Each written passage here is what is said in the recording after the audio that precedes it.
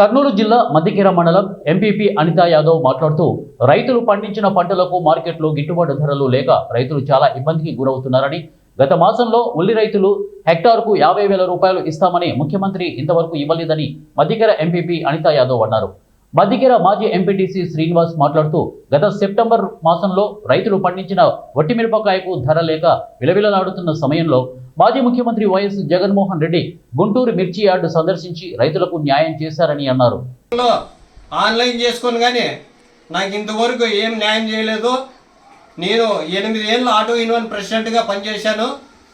Auto union ప్రెసిడెంట్గా పనిచేసిన వానికే న్యాయం చేయలేదంటే మిగతా ఆటో డ్రైవర్లకి ఎందుకు న్యాయం చేస్తారని నేను కోరుతున్నాను. ఇప్పుడు ఎంతోమంది ఆ రోజు ఏం చెప్పావు, నువ్వు ర్యాలీకి వచ్చినప్పుడు ప్రతి డ్రైవర్కి న్యాయం చేస్తాను అని చెప్పినావు. లైసెన్స్ ఉన్న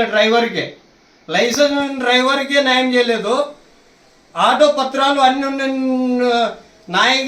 నేను నాయకునిగా పనిచేశాను. ఆ రోజు నాయకునిగా పనిచేసిన 8 ఏళ్ళు పనిచేసినా కూడా నాకు ఇంతవరకు న్యాయం చేయలే. ఆన్లైన్ చేయించుకున్నావు, ఇంతవరకు ఎందుకు డబ్బులు పడలేవు? ఎవరికి మధ్యకర్లో 8 మందికే పడినాయి. మధ్యకర్లో 8 మంది ఉండేది. మధ్యకర్లో దాదాపు అంటే 100 ఆటోలు ఉన్నాయి. 100 ఆటోల్లో ఇంతమందికే పడినాయి. మేము ఎందుకు ఇంతమంది కుటుంబాలు నాశనం అవుతున్నాయి? అందరికీ ఫ్రీ బస్ ఇడిసి అన్యాయం చేసావు, మా కుటుంబాలు నాశనం చేసావు.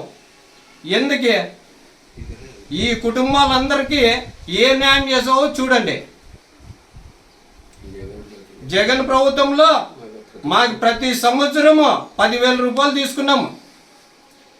మేము ఇంత అన్యాయం చేస్తామని అనుకోలేదు. ఆ రోజు మీరు వచ్చినప్పుడు ప్రతి ఆటోని కార్మికునికి ఆశించినారు.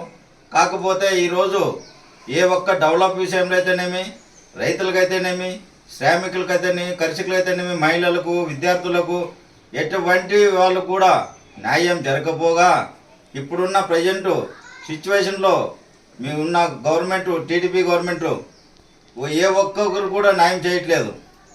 ఉదాహరణకి నిన్ననే ఆటోలకి అమౌంట్ వేసినామని చెప్పినారు 15,000 ఒక ఆటోకి. కాకపోతే గత 2023 లెక్కల ప్రకారము 15 లక్షల మంది ఉన్నారు ఆటో వాళ్ళు ఈరోజు ఎంతమందికి పడింది? కనీసము 50% మంది కూడా ఆటోలకి డబ్బులు పట్టలేదు. గతంలో ఉల్లి రైతులైతేనేమి గిట్టుబాటు ధర కల్పిస్తామన్నారు. ఒక వారం తిరగకముందే మేము గిట్టుబాటు ధర ఇవ్వలేము, ప్రతి రైతుకు ఒక ఎకరాకి 20,000 ఇస్తామని ఆ గిట్టుబాటు ధర ఎత్తేయడం జరిగినది. ఆ గిట్టుబాటు ధర ఉండడం వల్ల ప్రతి ఒక్క రైతు ఎంత పంట సాగు చేస్తే అంత పంటకు లబ్ధి చేకూరేది. ఇప్పుడు గిట్టుబాటు ధర అనడం వల్ల ఏ ఒక్క రైతుకు ఒక హెక్టార్కు లేకపోతే 1.5 ఎకరాకు ఇచ్చే అవకాశాలు ఉన్నాయి. కాకపోతే ఒక రైతుకి ఇంత ఇస్తామని కూడా పర్ఫెక్ట్గా చెప్పట్లేదు. గిట్టుబాటు ధర ఎత్తేసి చాలా రైతులకు తీవ్ర అన్యాయం జరిగినది.